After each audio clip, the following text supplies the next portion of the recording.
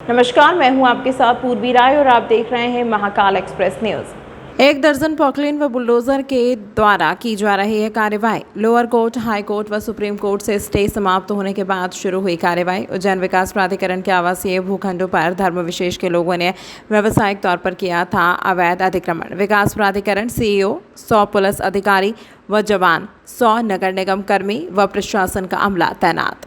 उज्जैन के विश्व प्रसिद्ध महाकालेश्वर मंदिर के पास बेगम बाग क्षेत्र में 11 अवैध बिल्डिंगों पर मोहन यादव सरकार की एक बार फिर बुलडोजर कार्यवाही देखने को मिली है। यह मुस्लिम बाहुल्य क्षेत्र है जो कि महाकाल मंदिर पहुंच मार्ग पर है। महाकाल मंदिर के नीलकंठ द्वार के सामने कार्यवाही की जा रही है। यह प्रॉपर्टी उज्जैन विकास प्राधिकरण की है जिसे 30 वर्षों की लीज पर आवासीय उपयोग के लिए दिया गया था। बावजूद इसके यहाँ धर्म विशेष के लोगों ने नियम विरुद्ध इसका व्यावसायिक उपयोग किया। लीज समाप्ति के बाद प्लीज का नवीनीकरण नहीं हो सका। जब उसके उज्जैन विकास प्राधिकरण ने नोटिस दिए तो संबंधित लोग न्यायालय पहुंच गए। लोअर कोर्ट, हाई कोर्ट और सुप्रीम कोर्ट से स्टे खारिज होने के बाद अवैध अतिक्रमण पर अब यह कार्यवाही की जा रही है। सुबह 9 बजे शुरू हुई कार्यवाही में किसी प्रकार का कोई विरोध प्रदर्शन देखने को नहीं मिला। दरअसल यह पिछले 3 माह के भीतर इसी प्रकार 13 बिल्डिंग को जमींदोज किया गया था, तब जरूर विरोध हुआ था। आज कार्यवाही शांतिपूर्ण चल रही है। यहाँ 100 से अधिक पुलिस अधिकारी और जवान तैनात किए गए। जिस जगह कार्यवाही चल रही है यह महाकाल मंदिर के पास है। मुस्लिम बाहुल्य होने के कारण अति संवेदनशील क्षेत्र माना गया है, इसीलिए एक और से रास्ता पूरी तरह बंद कर दिया गया है। दरअसल पूरा मामला इस प्रकार है कि उज्जैन विकास प्राधिकरण ने वर्ष 1985 में बेगम बाग क्षेत्र में करीब 30 भूखंड आवासीय तौर पर 30 साल की लीज पर दिए थे। भूखंड धारकों ने इन भूखंडों का उपयोग आवासीय तौर पर करने के बजाय पूरी तरह व्यावसायिक तौर पर कर लिया है और जो कि नियम विरुद्ध था। इसके कारण साथ ही वर्ष 2014-15 में लीज भी समाप्त हो गई, जिसे नवीनीकरण भी नहीं कराया गया। भूखंडों को लेकर उज्जैन विकास प्राधिकरण ने लगातार नोटिस दिए हैं, जिसको लेकर भूखंड धारक न्यायालय पहुंचे और उन्हें स्टे मिल गया। इन भूखंडों का अलग अलग न्यायालय में मामला विचाराधीन रहा। खास बात तो यह है कि उज्जैन विकास प्राधिकरण ने यहाँ 30 भूखंड आवंटित किए थे, जिनमें प्रत्येक की साइज करीब 2400 स्क्वायर फीट थे। भूखंड धारकों ने इसके अलग अलग टुकड़े पर करीब 65 बिल्डिंग बना ले। आज दिनांक तक 65 में से 24 बिल्डिंग को जमींदोज किया गया है। शेष 41 बिल्डिंगों को भी कानूनी प्रक्रिया के तहत तोड़ा जाएगा। यूडीए के द्वारा जो उनके द्वारा लीज दी गई थी, उस लीज शर्तों के उल्लंघन के फलस्वरूप यहाँ पर आज कार्रवाई की जा रही है। इस कार्रवाई में यूडीए के द्वारा पूरी लीगल प्रक्रियाओं का पालन किया गया और लीगल प्रक्रिया के उपरांत जब व्यक्ति को लाभ नहीं मिला तो इसके बाद आज यहाँ पर अवैध रूप से जो निर्मित मकान थे उनको तोड़ने की कार्रवाई की जा रही है। आज 11 मकान टूटने हैं यहाँ पर और 11 मकान को तोड़ने के लिए हमारे पास अभी 4 पोकलेन और जेसीबी 6 और बाकी हमारे 60-70 कर्मचारी नगर निगम के सपोर्ट के लिए यूडीए के लिए यहाँ पर उपलब्ध है।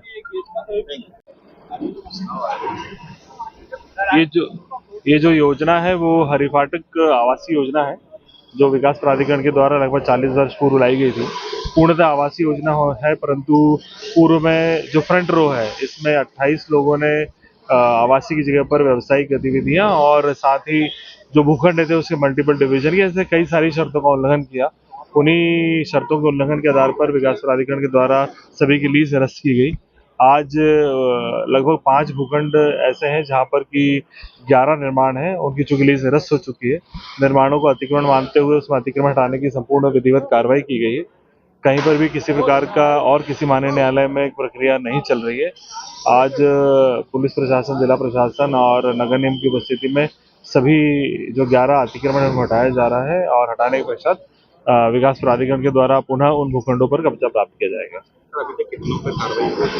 पूर्व में 3 कार्रवाइयां हो चुकी हैं, ऐसे 16 जो स्ट्रक्चर है उनको तोड़ा गया है।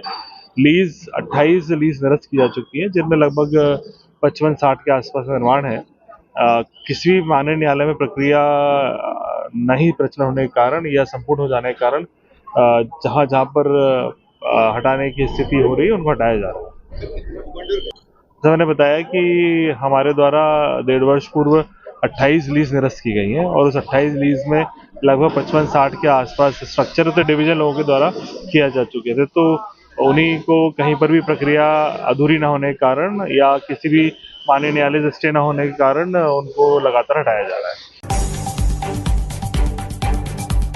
स्वास्थ्य के कर्मचारी सार्थक ऐप का विरोध इसलिए कर रहे हैं क्योंकि उन्हें यह फील्ड के काम के रूप में अनुरूप नहीं लगता। खासकर सुबह 9 बजे से शाम 4 बजे तक की तय ड्यूटी अवधि उनकी अनिश्चित ड्यूटी और आपातकालीन सेवाओं में बाधा डालती है। कर्मचारी चाहते हैं कि तकनीकी खामियों, नेटवर्क की कमी और कार्य की व्यवहारिकता को ध्यान में रखते हुए इसे बंद किया जाए और पुरानी हाजिरी की व्यवस्था लागू की जाए। विरोध के मुख्य कारण अव्यवहारिकता, स्वास्थ्य विभाग में काम की प्रकृति बदलती रहती है और आपातकालीन स्थितियों में कर्मचारियों को कभी भी ड्यूटी पर बुलाना पड़ सकता है, जो फील्ड के काम से मेल नहीं खाता, क्योंकि ग्रामीण और दूरस्थ क्षेत्रों में अक्सर नेटवर्क की कमी होती है, जिससे कर्मचारियों के लिए समय पर ऐप पर उपस्थित दर्ज कराना मुश्किल होना है।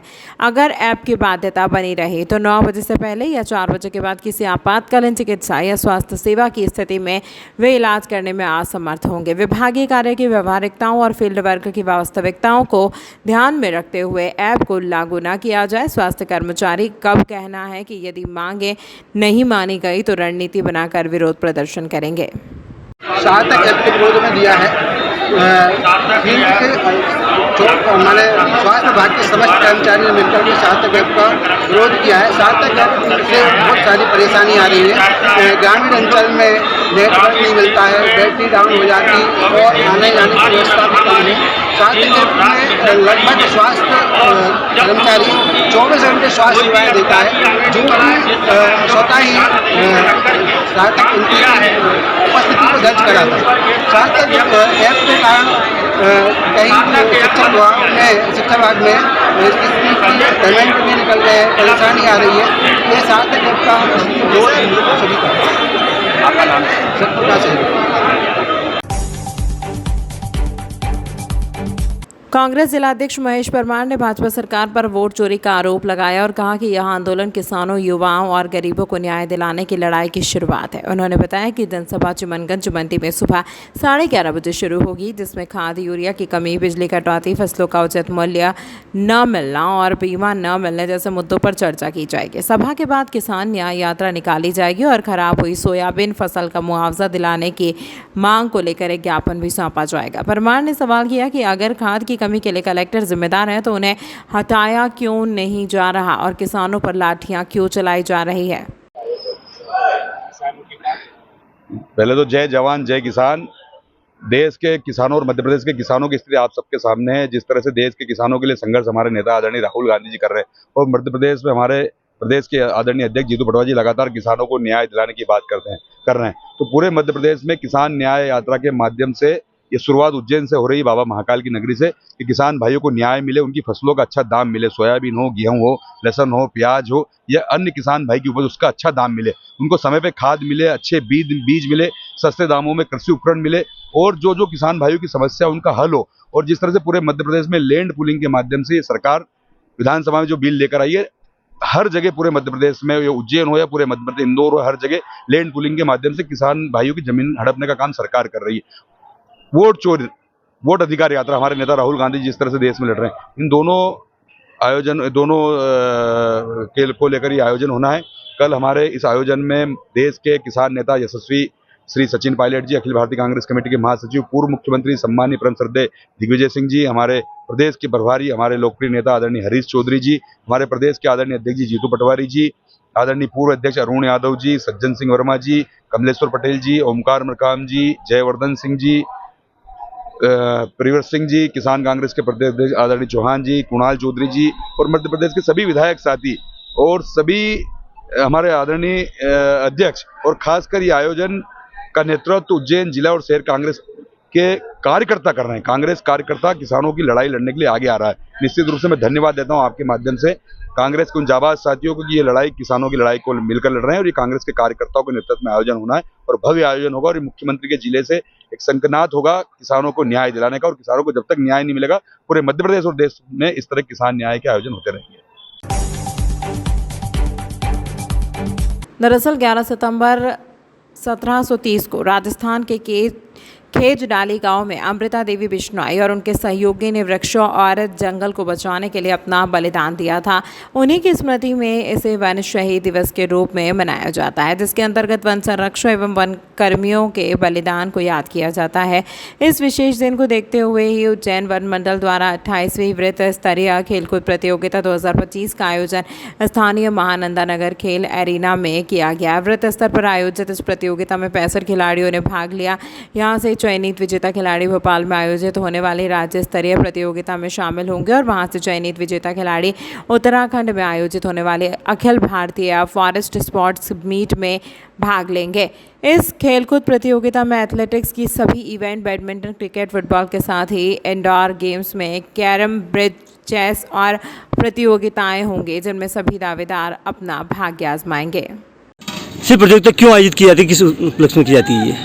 आज 11 तारीख है, आज वन शहीद दिवस भी है और हमने इस दिवस को ध्यान में रखते हुए इस प्रतियोगिता का आयोजन आज के दिन में किया है। वन शहीद दिवस वन कर्मियों और वन संरक्षकों के जो बलिदान है उसको याद करता है।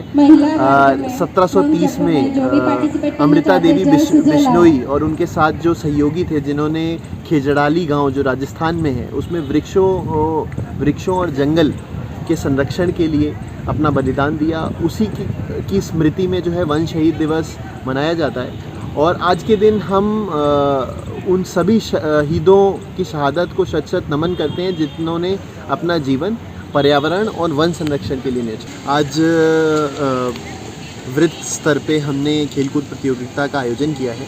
यहाँ से जो चयनित खिलाड़ी रहेंगे विभिन्न खेल की कैटेगरीज में, वो राज्य स्तरीय प्रतियोगिता में भाग लेंगे और वहाँ से जो चयनित खिलाड़ी रहेंगे वो Akhil Bharatiya forest sports meet में भाग लेंगे, जो इस साल उत्तराखंड में होने वाली है। सर, कौन कौन से खेल को इसमें शामिल किया गया है? इसमें एथलेटिक्स है, बैडमिंटन, क्रिकेट, फुटबॉल जैसे ग्रुप गेम्स भी हैं, एथलेटिक्स के सभी इवेंट्स हैं और इंडोर स्पोर्ट जैसे कि कैरम, ब्रिज वगैरह भी जो है इस प्रतियोगिता का हिस्सा है। सर, कितने खिलाड़ियों ने इसमें भाग लिया लगभग? इसमें अभी लगभग 65 खिलाड़ियों ने पूरे वृत्त से भाग लिया है और उनमें से जो भी चयनित खिलाड़ी रहेंगे उनको हम प्रदेश स्तर पर भेजेंगे। बता दें कि 2010 बैच के आईएएस अफसर आशीष सिंह उज्जैन नगर निगम आयुक्त और कलेक्टर रह चुके हैं। हाल ही राज्य शासन द्वारा उन्हें पदोन्नत कर कमिश्नर बनाकर उज्जैन भेजा गया है, जो गुरुवार सुबह उज्जैन आए और महाकाल मंदिर सहित अन्य देव मंदिरों में दर्शन कर आशीर्वाद लिया। इसके बाद उन्होंने कोठी पैलेस स्थित कार्यालय पहुंचकर विधिवत रूप से उज्जैन संभाग के संभाग आयुक्त का पदभार ग्रहण किया। इस दौरान कलेक्टर रोशन सिंह, नगर निगम कमिश्नर अभिलाष मिश्रा सहित अन्य अधिकारियों ने आशीष सिंह का स्वागत किया। चार्ज लेने के बाद उन्होंने बातचीत में कहा कि सिंहस्थ संबंधी काम समय पर और गुणवत्ता के साथ कराना प्राथमिकता रहेगी। बाबा महाकाल के आशीर्वाद से एक बार पुनः उज्जैन में पदस्थापना हुई है और मेलाधिकारी के साथ साथ संभागायुक्त के पद की महत्वपूर्ण और चुनौतीपूर्ण जिम्मेदारी मिली है। निश्चित रूप से अभी वर्तमान में जो हमारी प्राथमिकता है वो सिंहस्थ से संबंधित जो कार्य हैं वो सभी समय पर पूर्ण हों और उनकी गुणवत्ता जो है बहुत अच्छी रहे। इसके साथ साथ जो श्रद्धालुओं के लिए जितनी भी सुविधाएं हमको जुटानी हैं उनकी सबकी बहुत अच्छी माइक्रो प्लानिंग हम लोग कर लें, जिससे कि बहुत ही भव्य और दिव्य सिंहस्थ आयोजित हो, जैसे माननीय मुख्यमंत्री जी की मंशा है। तो निश्चित रूप से एक उस पर फोकस रहेगा और वर्तमान में बहुत सारे कार्य लगभग अगर हम लोग देखें तो 20,000 करोड़ के आसपास के कार्य सिंहस्थ से रिलेटेड चल रहे हैं।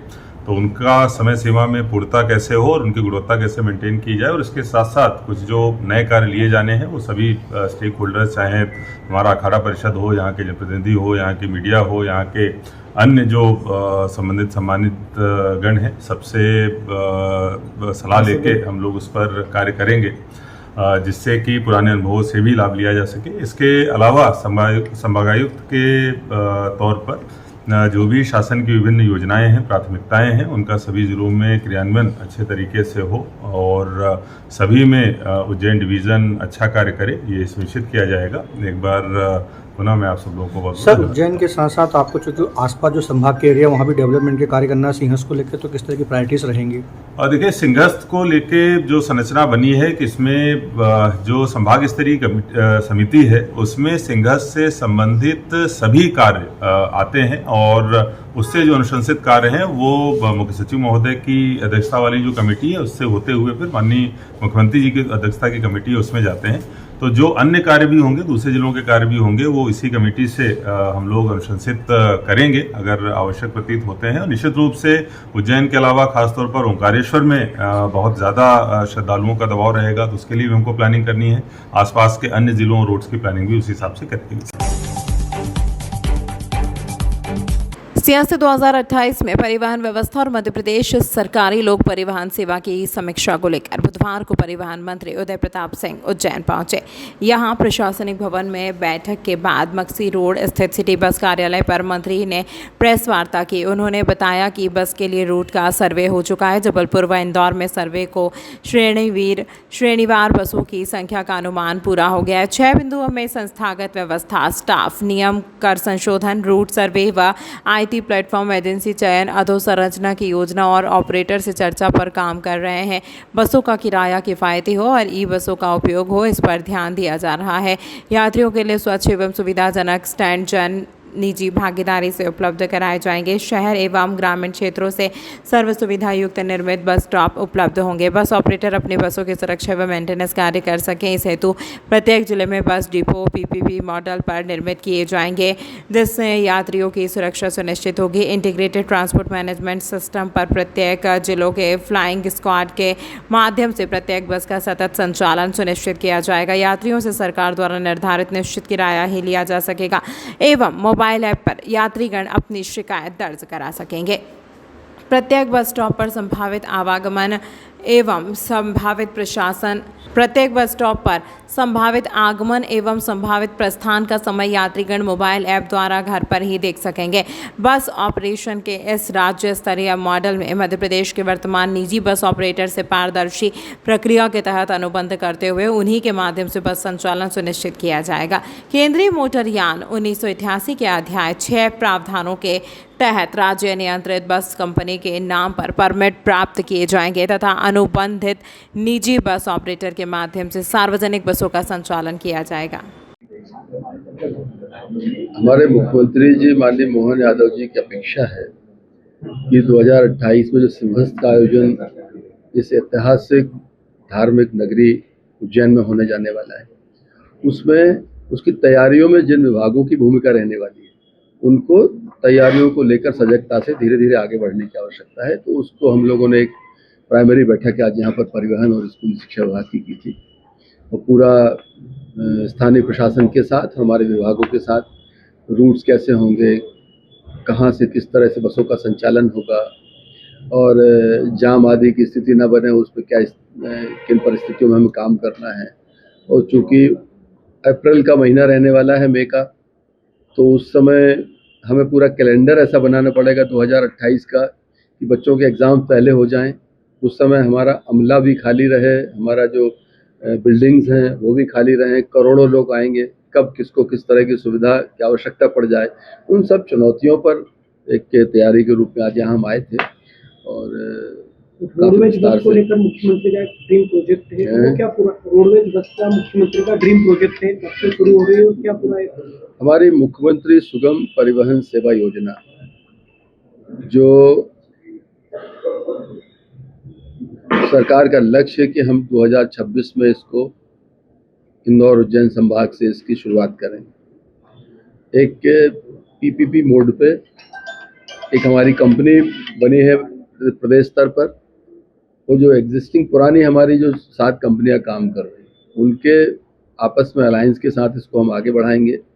और PPP मोड पे मतलब बसेस जो अभी वर्तमान में बस संचालक हैं उनके साथ में बातचीत करके उनके साथ MOU करके हम बसेस का तैयारी करेंगे। जो हमारे बस स्टॉप्स हैं, बस स्टैंड हैं, उनको भी हम PPP मॉडल पे डेवलप करेंगे। मतलब पूरा संचालन 3 स्तर का संचालन जो है वो PPP मोड पे लेकर हम आगे बढ़ रहे हैं। तो लोगों को आम आदमी को सस्ती दर पर सर्वश्रेष्ठ सुविधा आवागमन की मिले, इस बात के लिए सरकार काम कर रही है। सिंहस्थ में 4 जोन बनाए जाते हैं, जो चारों रास्ते हैं वहाँ से बसों के आने जाने की सुविधा मिलती है, और इस बार जो प्लान बनाया जाता है कि सिंहस्थ के अंदर बसें अंदर आने की सुविधा रहेगी, तो क्या ऐसे भी कोई सेंटर बनाए जाएंगे? बहुत, चूँकि इसको माननीय मुख्यमंत्री जी स्वयं इसको मॉनिटर कर रहे हैं और वो स्वयं उज्जैन इस पुण्यभूमि के में पैदा हुए, पले बढ़े, पूरा जीवन उन्होंने यहाँ उनका जो एक सार्वजनिक जीवन और राजनीतिक जीवन जो है जिसकी यहीं से शुरुआत हुई, मुझे लगता है उज्जैन और यहाँ इस क्षेत्र को उनसे बेहतर कोई नहीं जानता। उन्होंने बहुत बारीकी से चीज़ों को तैयार कराया है, और चूँकि मैं सिंहस्थ की जो हमारी इंटर मिनिस्ट्रियल कमेटी है, माननीय मुख्यमंत्री जी की अध्यक्षता में जो बैठक होती है, मैं उसका भी एक मंत्री के नाते किस प्रकार का यह प्रोजेक्ट रहेगा, कितनी बसें कब से हम शुरू करने जा रहे हैं? अभी माननीय हमारे विभागीय मंत्री जी ने भी ब्रीफिंग दी है इसमें सभी को, और इंदौर संभाग से शुरू किया जाना है इसको, और सर्वे का कार्य हम लोगों का उज्जैन, इंदौर, सागर, जबलपुर का लगभग समाप्त हो गया है। रूट प्लानिंग चल रही है, पहले रूट प्लानिंग होती है कौन कौन से रूट्स रहेंगे, क्योंकि ग्रामीण क्षेत्रों में भी अब सड़कें काफ़ी ठीक हो गई हैं, जहाँ जहाँ बसें जा सकती है उसको भी हम लोग ले रहे हैं, और व्यवस्थित रूट प्लानिंग हो रही है। अभी जो देखने में आ रहा है, जो वर्तमान परमिट इशू हुए हैं उसमें कई जगह ऐसी स्थिति भी है कि परमिट इशू हुए हैं, बसें नहीं चल रही हैं, कुछ जगह पे परमिट इशू ही नहीं हुए हैं, और दूसरे जो पीछे से बसें आ रही हैं वो रूट वायलेशन करके और ट्रैफिक उस रूट पे कैटर कर रही हैं। तो उस प्रकार सभी चीज़ों को व्यवस्थित करते हुए रूट बनाए जा रहे हैं, बसों की फ्रिक्वेंसी बनाई जा रही है, बसें कहाँ कहाँ रुकेंगी, कौन सी बसें नॉन स्टॉप चलेंगी, कौन सी डिफरेंट बस स्टॉप पे रुकते हुए चलेंगी, उसकी प्लानिंग की जा रही है। और ये सब पूरा हो जाने के बाद एक स्कीम नोटिफाई होगी। मोटर व्हीकल एक्ट जो गवर्नमेंट ऑफ इंडिया का है 1988, उसका चैप्टर 6 में कई सारी धाराएं हैं, 97, 98, 99, 100। इसके तहत एक स्कीम बनाई जाएगी और स्कीम का नोटिफिकेशन होगा, और उसमें ऑपरेटर से हम लोग अब चर्चा करना शुरू कर रहे हैं। कुछ ऑपरेटर से प्रारंभिक चर्चा कुछ एसोसिएशन से हुई है, अभी हम लोग हर जिले के ऑपरेटर से चर्चा करेंगे इसमें। उनको जो रूट हम लोग के बने हैं उसके रूट के बारे में उनको डिटेल बताया जाएगा। उनसे हम लोग गाइडेंस भी चाहेंगे कि अगर हम लोग के प्लानिंग योजना में कहीं कोई कमी है, क्योंकि ऑपरेटर्स कार्य कर रहे हैं, उनको ज़्यादा नॉलेज है फील्ड की, तो वो हम लोग को उसमें सजेस्ट कर सकते हैं, जो सुझाव दे सकते हैं, जो भी उसमें करेक्शन है वो करेक्शंस भी हम लोग करेंगे। और इसके बाद स्कीम को हम लोग सुनवाई करते हुए 30 दिन की आपत्ति बुलाते हुए, सुझाव बुलाते हुए और नोटिफाई करेंगे। रूट नोटिफाई हो जाने के बाद बस ऑपरेशन शुरू होंगे, और उसमें ITMS प्लेटफॉर्म रहेगा, जिसके माध्यम से हर बस, अनुबंधित जो बसें रहेंगी हम लोगों के कंपनी के साथ में, उसमें हर अनुबंधित बस की स्ट्रिक्ट मॉनिटरिंग की जाएगी उसके मूवमेंट को लेके।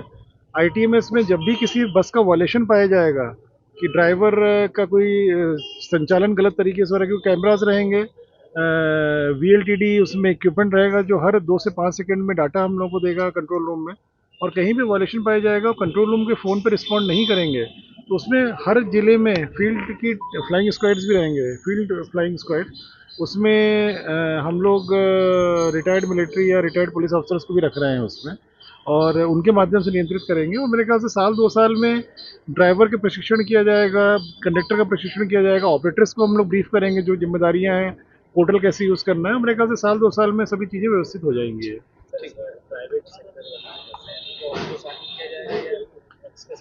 हाँ, देखिए, ई बस के लिए कैबिनेट ने निर्णय किया हुआ है कि ई बस को प्राथमिकता दी जाएगी। अभी प्रारंभिक स्तर पे जो बसें ऑपरेटर्स चला रहे हैं उससे ज़्यादा बसों की डिमांड हम लोगों के रूट्स के बनने से आएगी। तो कोई भी बस ऐसी नहीं रहेगी जिसको कोई रूट ना मिले, सभी बसें कहीं ना कहीं हम लोग से अनुबंधित हो सकेंगी।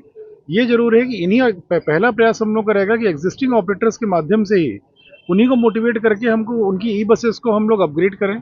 ऐसे रूट्स दें हम लोगों को ई बसेस के लिए जिसमें उनकी EMI भी चुकता कर सके, क्योंकि अगर ई बस खरीदेंगे तो लोन लेना होगा। तो ऐसे रूट्स रहें जिसमें EMI चुकता करने में उसके बाद भी प्रॉफिट मिले उनको, और 5-6 साल का जो EMI है उसके बाद तो नेट प्रॉफिट रहता है EV बसेस में। तो वो चर्चा करके बाद में ग्रेजुअली इन्हीं ऑपरेटर्स के माध्यम से पहला प्रयास हमारा रहेगा कि EV बसेस में कन्वर्जन हो। Thank you. पुलिस अधीक्षक प्रदीप शर्मा ने बताया कि माधवनगर थाना पुलिस ने इस गिरोह का पर्दाफाश किया है। गिरफ्तार किए गए आरोपियों के नाम दुग्गज डाबी, शुभम कड़ौदिया, शेखर यादव, हलाद और कमलेश है। पुलिस ने इनके पास से कुल 4,97,000 रुपए के जाली नोट बरामद किए हैं, जो 500 और 2,000 के नोटों के रूप में थे। पुलिस को आरोपियों के पास से नकली नोट बनाने में इस्तेमाल होने वाले उपकरण जैसे कि CPU, कलर प्रिंटर, केमिकल और बटर पेपर भी मिले हैं। जांच में पता चला है कि ये लोग असली नोटों के बदले 30% कीमत पर नकली नोटों का सौदा करते थे और फिर इन नोटों को बाजार में खपाते थे। इस मामले का खुलासा तब हुआ जब एक दुकानदार को 23,000 रुपए के नकली नोट मिले, जिसके बाद उसने पुलिस में शिकायत की। पुलिस ने बताया कि इस गिरोह का सरगना सुनील पाटिल पहले से ही नकली नोट NDPS मामलों में जेल जा चुका है। गिरफ्तार किए गए कई आरोपी पहले भी ऐसे अपराधों में शामिल रहे हैं। पुलिस अब इस गिरोह से जुड़े और लोगों का पता लगाने की कोशिश कर रही है।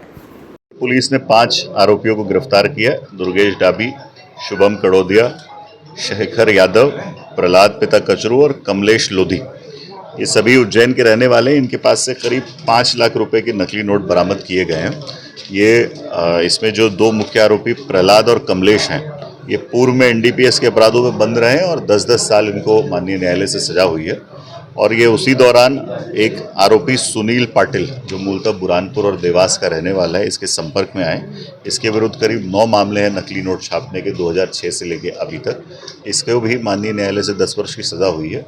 जब जमानत पे बाहर आए, इस दौरान ये आपस में संपर्क में आए और उन्होंने इस तरह से नोट छापे हैं और ये 30% के भाव से, यानी 30,000 रुपये में 1 लाख रुपए के नकली नोट उपलब्ध कराते हैं और उसको बाजार में चलाते हैं। अभी इनसे करीब 5 लाख रुपए के नोट हम लोगों ने ऑलरेडी बरामद किए हैं, परंतु हमारी जो प्रारंभिक जानकारी है उसके हिसाब से सुनील पाटिल ने करीब 18 लाख रुपए के नोट छापे थे। सुनील पाटिल ऑलरेडी जेल निरुद्ध है क्योंकि सजायाब है, तो अभी माननीय न्यायालय से अनुमति लेकर उसकी रिमांड ली जाएगी और उससे बाकी 13 लाख रुपए के संबंध में पूछताछ की जाएगी।